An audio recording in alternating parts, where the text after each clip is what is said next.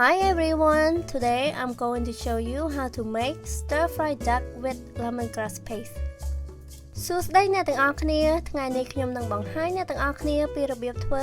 ឆាក្តៅទាគ្រឿងផ្សំមានដូចជាទាកាត់ជាដុំ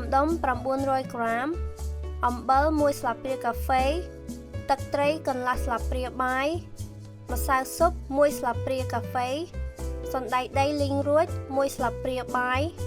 ម្ទេសឆ្អើរ1ស្លាបព្រាបាយគ្រឿងបុករួច2ស្លាបព្រាបាយស្ករ2ស្លាបព្រាបាយហើយនឹងម្រះព្រៅដាក់តាមចំណូលចិត្តដាក់ខ្ទះបើកភ្លើងក្តៅល្មមហើយដាក់ប្រេងឆាចូលចំនួន2ស្លាបព្រាបាយ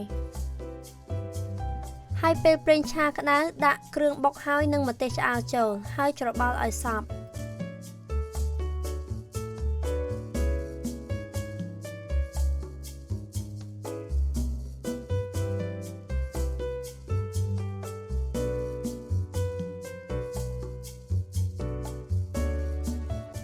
រួចហើយយកសាច់ទាមកដាក់ឆាជាមួយនឹងគ្រឿងឲ្យសព្វ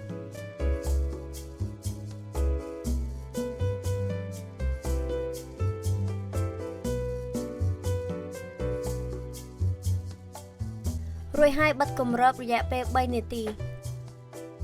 ឥឡូវបើកគម្របវិញហើយឆាសាច់ទាឲ្យសព្វ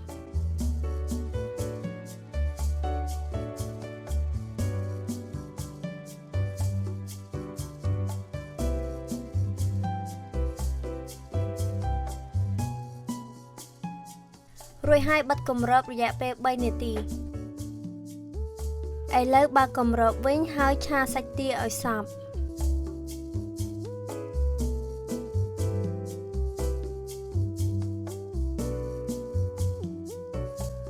ឥឡូវដាក់ស្ករអំបិលទឹកត្រីនិងម្សៅស៊ុបចូលហើយឆាឲ្យសព្វ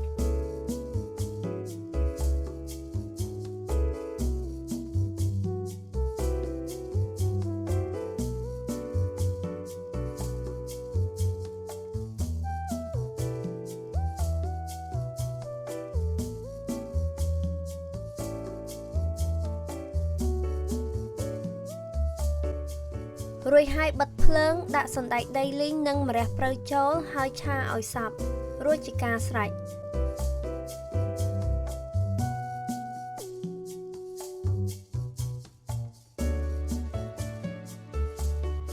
ឥឡូវនេះឆាក្តៅទាធ្វើរួចហើយកុំភ្លេចសាកធ្វើញ៉ាំណា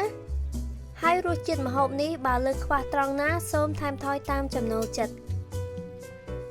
អរគុណសម្រាប់ការមើលសូមចុចអក្សរ like និង subscribe ដើម្បីមើលវីដេអូផ្សេងៗទៀតហើយអក្សរ like និង subscribe នៅខាងក្រោមវីដេអូអរគុណ